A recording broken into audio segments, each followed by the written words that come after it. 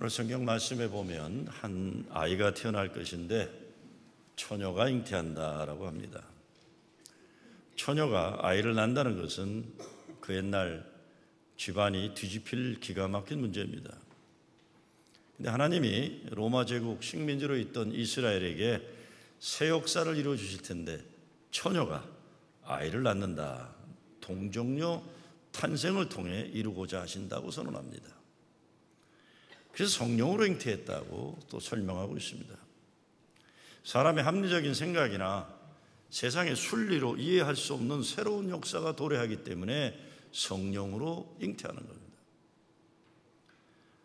천사는 가브리엘은 기쁜 소식을 전해주는 천사인데 가브리엘이 마리아를 찾아옵니다.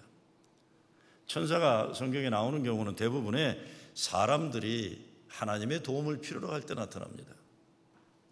사람들이 만들어가는 역사에 소망이 없을 때, 한 가정이 어려울 때, 한 인생이 인생의 막다른 길에 다다랐을 때, 이런 때 하나님의 천사가 나타나는 겁니다. 다니엘이 사자 굴에 들어가서 사자의 밥이 될 뻔할 때 천사가 그 옆에 있어서 생명을 구하게 됩니다. 야곱도 인생의 죽음의 두려움과 갈 바를 모르는 미래의 불안한 가운데 강을 건너지 못하고 있을 때 하나님의 천사가 나타나서 그와 씨름하고 그를 축복해 줘서 야곱에게 이루어지는 새 역사가 시작될 수 있었습니다. 하나님은 그가 사랑하는 사람들을 구원하시기 원할 때마다 천사를 보내주는 겁니다. 가브리엘 천사가 찾아와서 이제 잉태될 아이가 있는데 그 아이 이름은 예수다라는 거예요. 이스라엘 민족을 구원하는 것만이 아니라 온 인류를 구원할 구세주가 될 것이라고 선언합니다. 아이를 가진다는 것이 얼마나 기쁜 일입니까? 보통 가정에서 아기 잉태는 큰 기쁨이에요. 큰 기쁨이에요. 아시는 대로 제가 지난 금요일 날 저희 어머니를 아버지 묘에 묻었어요. 그러고는 끝나고 이제 오신 분들하고 식사를 하는데 제 어렸을 때부터 친구가 손주를 둘을 데리고 왔어요. 그래서 지금 밥을 먹으려고 그러는데 우리 손주 좀 축복기도 해달래요. 그래서 야, 나 지금 엄마 땅에 묻었다 임마. 그건 그거고 우리 손주 좀 기도해줘. 제가 일어나서 밥 먹기 전에 우리 친구 손주를 기도해 줬어요. 얼마나 이쁜지. 그래서 야, 너 닮아서 참 다행이다 그랬어요. 그랬는데 갑자기 그 부인이 저 아이도 좀 해주세요. 그래서 나는 손주가 하나도 없는데 내 친구 손주 둘 다 어머니 돌아가신 날 식사를 하면서 먼저 기도를 했어요. 그래서 야, 너가 기쁘긴 엄청 기쁜가 보다. 집안에 아이가 태어난다는 건 엄청난 기쁨이에요. 그런데 마리아가 하나님 새 구원의 역사 소망을 잉태할 것이라고 하지만 동정녀 탄생은 큰 아픔이에요. 고통의 시작이에요. 세상에서 가장 은혜를 입은 여인이라고 하고 복된 여인이라고 성경은 말하고 있지만 눈물 나는 얘기예요. 세상 그 어느 인간보다 마리아만큼 사랑하는 아들의 고통을 지켜봐야 되고 십자가 고통 가운데 죽어갈 때 봐야만 했던 가장 불행하다 할 수 있는 놈이에요. 오늘 성경 말씀은 바로 이 하나님 큰 은혜를 받았지만 큰 아픈 인생을 살아야 했던 한 여인에 대한 내용입니다. 깊은 절망에 빠져있던 세상에 새로운 소망의 역사가 시작될 것이라는 소식이 들려오는 겁니다. 그런데 이 소망의 새 역사의 시작에 한 여인의 두 가지 행위가 나타나는 하나는 하나님의 말씀을 믿었다는 거예요. 다른 하나는 그 믿음을 가지고 노래할 수 없는 인생의 현실 가운데 하나님의 노래를 불렀다는 겁니다. 마리아가 믿었고 노래했다는 겁니다.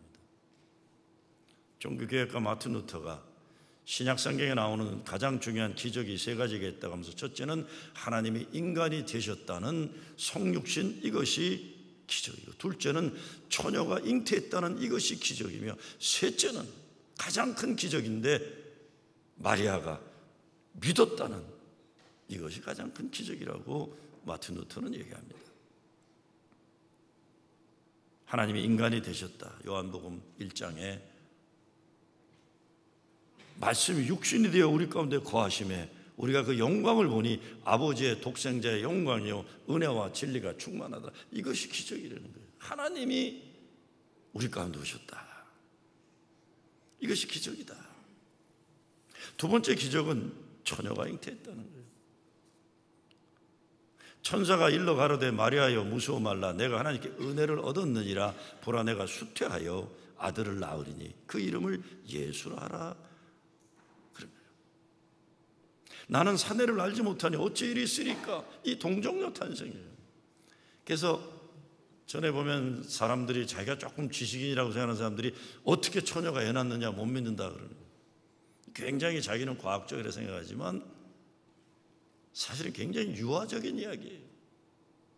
역사의 어둠의 역사의 현실에서 성령의 잉태하심이 등장하지 않고서는 인간의 역사는 변화되지 않기 때문에 하나님의 동정녀 탄생과 성령의 잉태를 얘기하시는 거예요.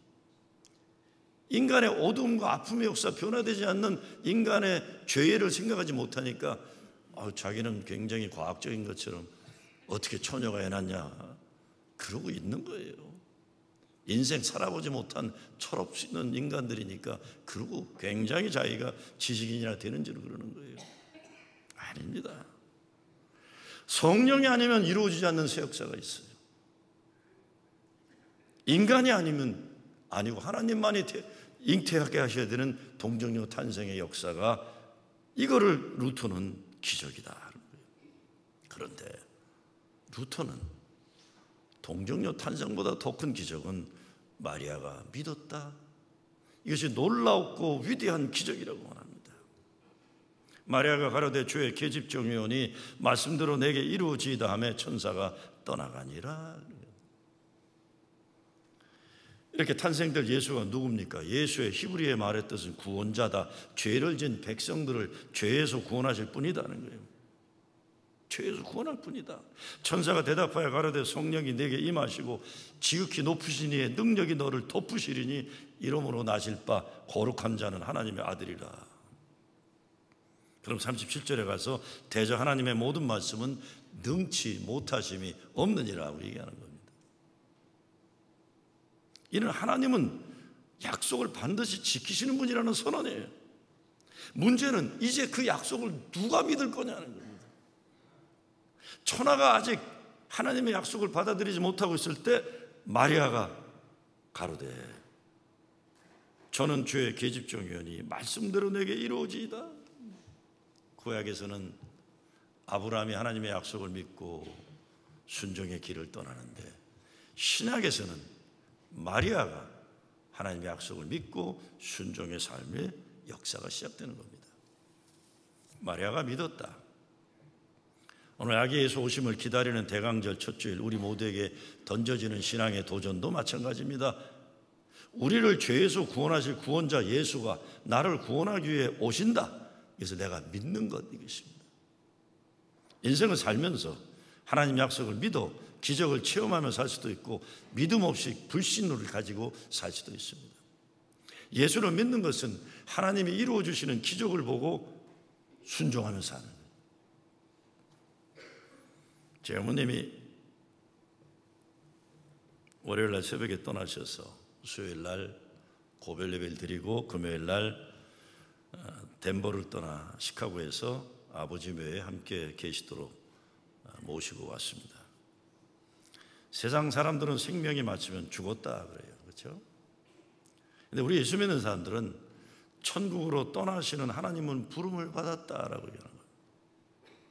3주 전에 장모님 90세로 천국으로 환송했고 지난주에 어머니 89세로 하나님 계신 천국으로 거주지를 이전하셨는데 육신의 정으로 참 슬프죠. 무엇보다 저는 장남이잖아요.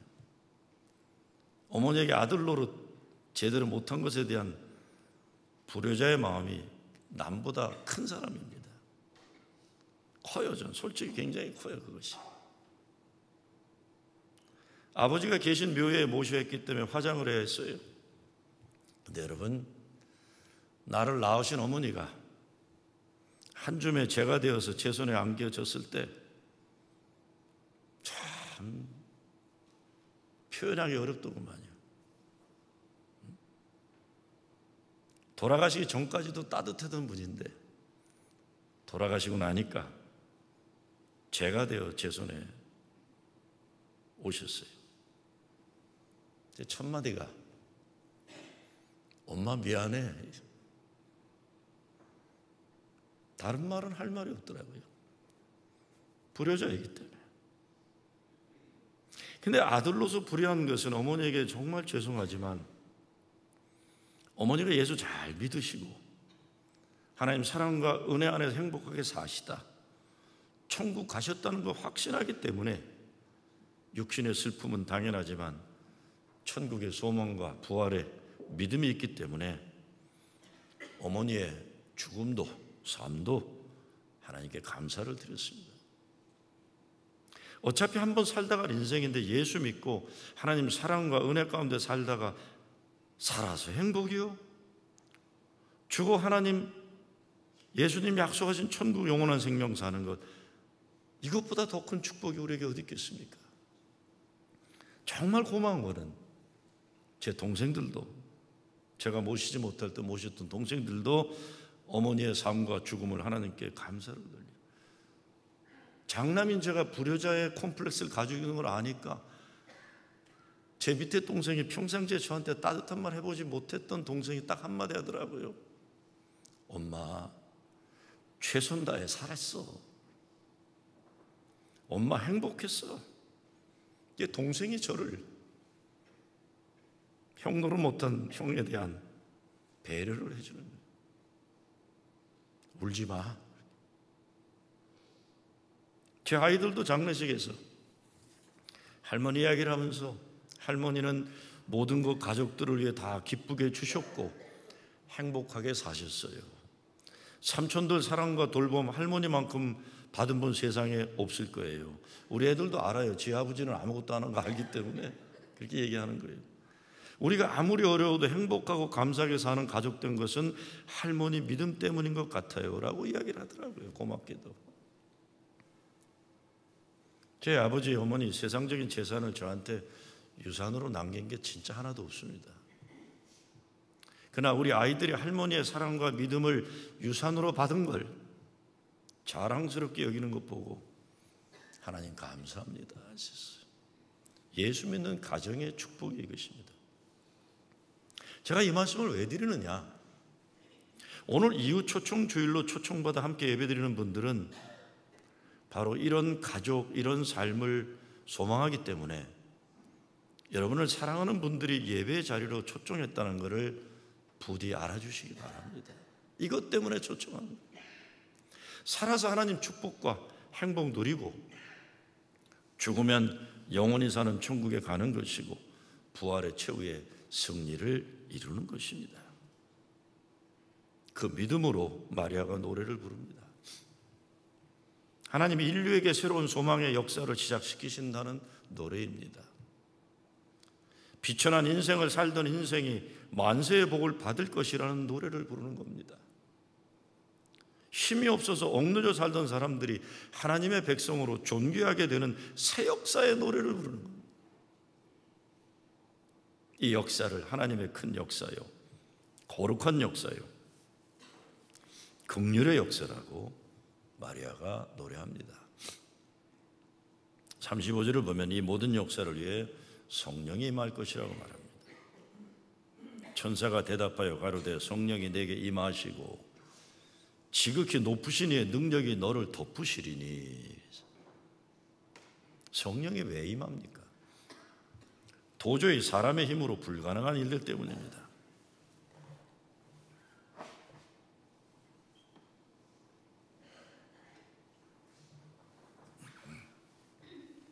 지극히 높으신 이의 능력이 왜 마리아를 덮어야 합니까? 마리아에게 이런 일이 없으면 이 여인의 인생은 불행의 막다른 길에 서 있어야만 하기 때문에 높으신 이의 능력이 덮어야만 하는 겁니다. 마리아는 한 여인을 이야기하면서도 초대교회의 자기 자화상입니다. 하나님의 새 역사를 선포하는 천사 가브리엘이 나타나지 않으면 도저히 일어서기 어려운 민족 이스라엘의 현실을 대변하는 거예요. 유대 민족의 역사 현실, 노래할 때가 아닙니다. 처녀가 애를 낳게 될 것이니 기가 막혀서 믿음 없는 사람이라면 저주라고 판단할 수 있는 두려운 현실입니다. 그런데 마리아가 노래를 합니다. 이것이 천사를 만난 사람들이 일어나는 긍휼의 역사, 기적의 역사입니다. 믿기 어려운 현실 가운데서도 믿어야 살잖아요. 노래할 수 없는 암담한 현실일수록 열심히 하나님의 노래를 우리는 불러야만 합니다. 그래서 구약 욥기에 보면 하나님에게 이런 고백이 드려집니다. 나를 창조하신 하나님, 나에게 밤에 노래를 주신 하나님 어디에 계시는가? 영혼의 어두운 밤에 나에게 노래하게 하신 하나님 어디 계시는가? 하나님이 노래를 주신다는 거예요. 나를 만드신 하나님이 우리 인생의 어두운 깊은 밤에 노래를 입술에 담아주신다고 간증하는 겁니다.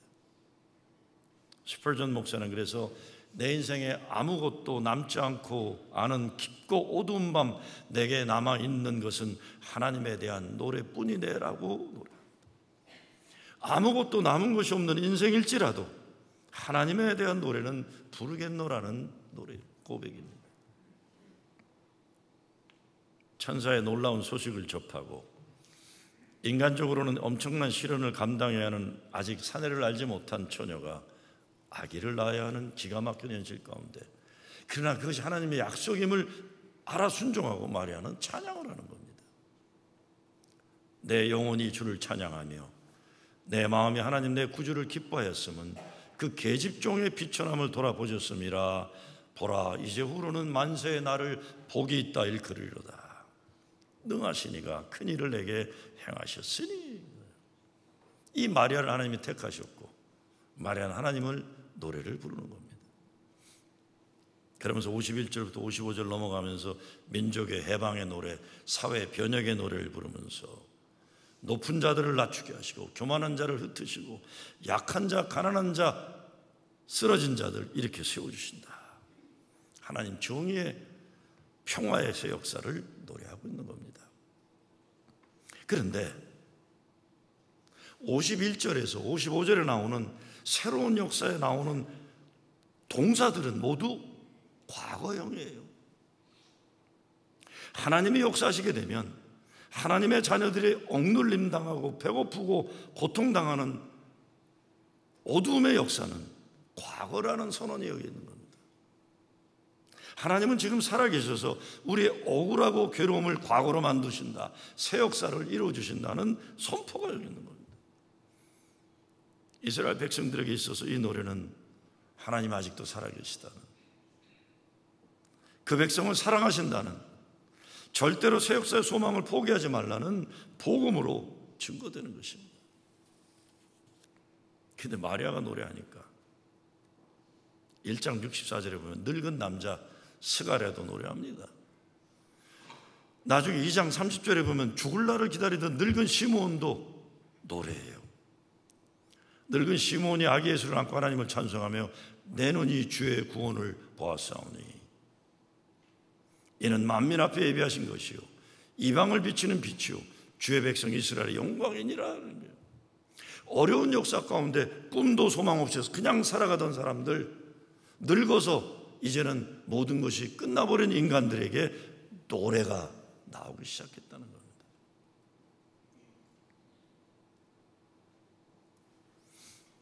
마틴 루터 킹 목사도 인종차별 역사를 철폐하기 위해서 투쟁하니까 FBI가 또 인종차별주의자들이 그를 핍박하기 시작해요. 그리고 폭탄을 던지겠다 하니까 마틴 루터 킹 목사가 밤새 울어요. 하나님, 내가 고통당하는 건 견디겠지만 사랑하는 아내와 아이들에게 이런 시련은 감당하지 못하겠습니다. 그러면서 울어요. 그만둬야 되겠다. 이제는 시민운동 그만둬야 되겠다. 그러는데 그가 일어나서 노래를 부릅니다. 주님이여 이 손을 꼭 잡고 가소서. 약하고 피곤한 이 몸을 폭풍우 흑암 속 헤치사 빛으로 손잡고 날 인도하소서. 인생이 힘들고 고난이 겹칠 때 주님이여 날 도와주소서. 외치는 이 소리 귀 기울이시사 손잡고 날 인도하소서. 그리고 일어나는 거예요. 그리고는 그날 설교를 합니다. 나는 여러분과 함께 하나님 약속의 땅에 가게 되지 못할지언정 같이 가게 될지 모르겠다. 그러나 나는 이미 오고 있는 하나님의 영광을 보았다. 나는 이미 하나님의 높은 거룩한 산에 올랐다. 그 설교를 마치고 암살을 당하는 겁니다. 그리고는 그의 죽음으로 인해 미국의 인종차별의 역사가 변화되기 시작하는 겁니다. 마리아도 가브리엘 천사를 만나고 그 인생이 세상 부귀영화를 누리는 그런 현실이 주어지진 않았어요. 정말 비천한 여인의 삶이 그 민족의 현실이었습니다. 그런데 마리아의 입에서 노래가 터져 나오는 거예요. 내 영혼이 주를 찬양하며 내 마음에 하나님이 내 구주를 기뻐하였으면 그 계집종의 비천함을 돌아보셨습니다. 오늘 우리가 아기 예수 탄생을 기다리는 대강절 첫 주일, 우리도 하나님의 노래를 불러야 하는 겁니다. 살기 어렵다고 여기저기 불평의 노래가 있지만 우리가 불러야 되는 노래는 하나님 찬양의 노래, 소망의 노래, 믿음의 노래. 포기하지 않고 노래 부르다 보면 하나님이 열어주신 새 역사가 열리는 겁니다. 제가 지난주 뉴스를 보니까 남한의 철도 관계자들이 북한의 철도와 연결하기 위해서 2600km 북한 땅을 이제 들어가는 기사가 나왔어요. 저는 오래전부터도 통일의 이야기할 때 이 이야기를 제일 많이 했었습니다. 정말 남한의 대학생들이 배낭을 메고 기차를 타고 3파선을 넘어 신의주를 넘어 북경을 가서 모스크바를 거쳐서 유럽 땅을 가고 아프리카까지 넘어가는 길이에요. 아, 이게 현실로 이루어지겠구나. 계속 노래 불러야 되겠구나. 근데 그 사진을 보니까 그 남한 기차가 북한으로 가는데 맨 앞에 앉아 있는 통일원 장관이 맨 앞에 앉아 있더라고요. 제 어린 시절이 생각나요. 제가 농업중학교를 다니다가 서울 중동고등학교를 들어갔는데 1학년 첫 수업 날 우리 담임 목사님이 출석을 부르다가 경상도 분인데 김정호 그래서 네 그랬어요. 그랬더니 이 새끼 의정부 출신이 큰 소리로 답하네 그래요. 난 그 무슨 뜻인지 못 알아들었어요. 근데 애들이 깔깔대고 웃더라고요. 나중에 알고 보니까 의정부를 무시하는 거예요. 이것들이. 제가 태생이 중구 회원동입니다. 제가 그래도 난 그게 무슨 뜻인지 못 알아들었더니 알고 보니까 의정부를 무시하는 거예요. 여러 이유 뭐 얘기 안 해도 아실 거예요. 그래서 제가 서울 통학생들을 다 모았어요. 얘들아, 서울 애들이 우리를 무시한다. 서울 애들이 우리를 무시하지 않게 하려면 우리 동네가 깨끗해야 된다. 그래서 주일날 새벽에요. 서울 통학생들이 모여갖고 그 당시 캠프 케이스라는 미군 부대가 있었는데 그게 서울에서 의정부 들어온 입구예요. 우린 새벽마다 일어나서 빗자루질했어요. 거기요. 우리 동네가 깨끗하면 서울 애들이 무시하지 않겠지. 그 중에 저와 함께 빗자루질을 하던 아이가 현재 통일원 장관이 그 아이가 우리 무시당하던 시절에 우리 그 구절이 나중에 보니까 그래서 무시한 게 아니더라고요. 여러분 의정부 들어오는 입구에 코스모스는 다 제가 심은 겁니다. 그거. 우리 마을 아름답게 하기 위해서 의정부 향토운동에 제가 앞장섰던 사람이에요. 근데 현실로 일어나고 있어요. 야, 이런 일이 다 있구나. 오늘 마리아가 하나님 찬양하는 것 보면서 우리의 노래가 바뀌어져야 역사가 바뀔 것이라는 생각을 해요. 걱정의 노래가 아니라 불안의 노래가 아니라 하나님의 찬양의 노래를 불러야 살 길이 열리는 거예요. 오늘의 본문이 증거하는 것도 하나님 약속을 믿는 여자가 노래하면 새 역사가 온다는 외침입니다. 60년대 미국 인권운동에 존 바이즈나 밥 딜런이나 반전운동가들도 있었고 We Shall Overcome 노래가 있었고 김민기나 양희은의 아침 이슬이 있었고 80년대 안치환이 소라소라 푸르른 소라 노래가 있었고 70년대 80년대 김재준 목사님이 작사하신 어둠 밤 마음에 잠겨 역사의 어둠 짙었을 때에 계명성 동쪽에 밝아 이 나라 여명이 왔다. 맑은 샘 줄기 용솟아 어트른 땅에 흘러 적실 때 기름진 푸른 벌판이 눈앞에 활짝 트인다. 만주 용종 만주 시절에 살았던 우리 어른들이 만든 노래예요. 그 벌판을 달렸던 우리 민족의 역사는 지금은 분단의 역사지만 활짝 열린 미래를 새 역사를 꿈꾸는 찬송가가 있었던 거예요. 암울한 기원 후 1세기 역사의 현장, 하늘의 별이 뜨기도 전 젊은 비천한 여인이 노래 부릅니다. 내 영혼이 주를 찬양하며. 인간이 만들어가는 역사 현실이 어떠하든지 하나님의 노래는 포기할 수 없다는 겁니다. 사탄이 제일 싫어하는 게 찬송이에요. 죽음의 세력이 가장 두려워하는 게 찬양이에요. 구약 역대하 20장에 보게 되면 여호사밧 왕 때 모압과 암몬과 마온의 연합군들이 유대민족 이스라엘을 공격해 들어올 때 역대하 20장 12절에 보면 왕이 노래하는 자들을 세워서 여호와를 찬송하게 합니다. 그랬더니 전쟁을 하지도 않고 적 연합군대가 하나도 남지 않고 죽었다고 기록하고 있어요. 여호와의 노래를 부르는 사람들 때문에 전쟁에 승리했다. 암탉이 울면 집안이 망한다는 무식한 말들 하는 시대는 지났습니다. 예수 믿는 사람들에게 있어서 하나님의 약속을 믿는 여자가 노래하면 새 역사가 온다. 새벽이 온다. 저는 오늘 본문을 볼 때마다 생각나는 게 남아프리카 공화국 독재 정권에 무너지는 생각이 나요. 오늘의 남아프리카 사우스 아프리카는 넬슨 만델라가 대통령도 되고 역사가 바뀌었지만 70년대 80년대만 해도 소수 백인들이 다수 흑인들을 독재하던 그런 시대예요. 그러니까 투쟁의 역사예요. 젊은 남자들은 투쟁해요. 나가 데모하고 또 소수는 극단적인 무력 투쟁하고. 그런데 어느 마을에 소녀가 있는데 오빠가 죽어서 들어오고 아버지가 감옥에 가고 남자들은 나와서 투쟁을 하는데 그 마을에서 노래 부르는 중학생 아이가 있는데 세라피나라는 아이예요. 영화입니다. 이 아이는 노래만 불러요.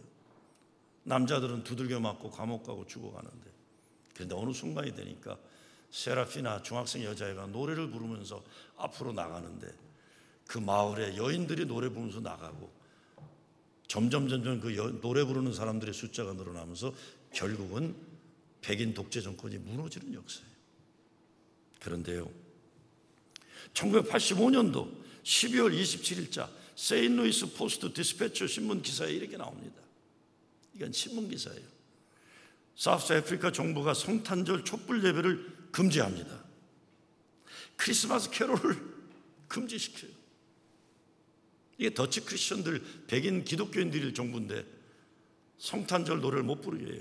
그때 미국 기자가 남아프리카 정부 관리에게 왜 그러냐 물었더니 이렇게 답합니다. 잘 들어보세요. You know how emotional black women are. Christmas carols have an emotional effect upon them. 그래요. 남아프리카 흑인 여자들은 대단히 감정적이다. 크리스마스 캐롤을 부르면 그들에게 눌려져 있던 새 역사를 소망하는 감정이 살아날 것이기 때문에 우리는 크리스마스 캐롤을 금한다. 이게 말이 안 되는 소리겠죠. 이게 85년도 신문기사예요. 가난한 흑인 여성들이 노래 부르는 것이 두려워 백인 정권이 흑인 여자들의 노래를 금지시킨 거예요. 법으로. 노래 불러야 됩니다. 우리. 하나님 감사의 찬양, 하나님께 영광 돌리는 찬양, 하나님의 역사에 대한 찬양. 그래야 가정도 교회도 나라도 바뀔 수 있어요. 예수가 나의 주님이심을, 예수가 우리 가정의 주님이심을, 세상의 구세주심을 노래하는 거예요. 이게 믿는 자들의 승리의 비결입니다. 새 역사를 위해 예수가 그리스도심을 증거하는 노래를 열심히 부르시기 바랍니다. 나아가서 노래를 부르고 싶어도 부르지 못하는 사람들이 얼마나 많습니까? 연말이 되면 제 책상에 목사님 도와주세요라는 편지들이 와요. 교회가 작을 때는 제가 할 일도 없어서 일일이 다 열어봤어요. 버려도 읽어보고 버렸어요. 교회가 커지니까 읽지도 않고 버려요. 읽지도 않고. 제가 언제부터인가 하나님의 은혜로 교회를 부흥시켜 주셨는데 나는 바빠졌기 때문에 대강절의 의미와 성탄절의 가장 중요한 예수님 기뻐하는 일을 내가 소홀히 하는 그런 무심한 마음으로 변하고 있구나. 오늘부터 대강절 예수 사랑 나누기 동전 모으기를 시작합니다. 성탄절 헌금은 구제와 선교를 위해 이제 전통적으로 보내질 겁니다. 여러분, 노래 부르기 어려운 이웃들이 여러분의 사랑 때문에 하나님 감사의 노래를 부를 수 있도록 동전도 많이 모으시고 수표도 많이 내시기 바랍니다. 현대 유대 지도자 힐렐 큰 스승이 나눔에 대해 이렇게 말합니다. 당신이 당신 자신을 돌보지 않으면 누가 당신을 돌봅니까? 당신이 당신 자신만 돌본다면 뭐 때문에 삽니까? 당신이 주지 못한다면 언제 당신은 사람이 될 겁니까? 그랬어요. 나누지 못하는 사람은 사람이 되지 못했다는 거예요. 정말 우리가 제대로 된 하나님의 사람, 예수의 사람이 되어야 합니다. 아기 예수를 기다리는 이 계절, 더욱 하나님 약속 믿고 순종하며 노래하는 새 역사가 여러분에게 일어나길 주의 이름으로 축원합니다. 아버지 하나님 감사합니다. 예수의 노래를 우리도 부르게 하여 주시옵소서. 예수 그리스도 이름으로 기도드리옵나이다.